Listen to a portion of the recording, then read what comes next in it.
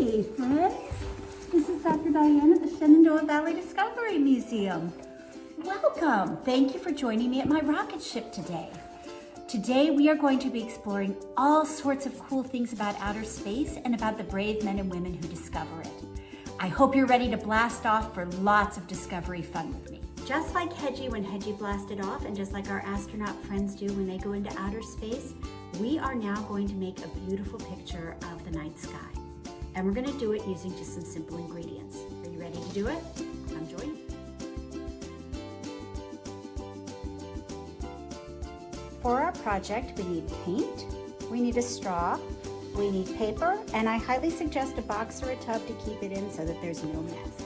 So for step one, we're going to squirt some paint onto our paper.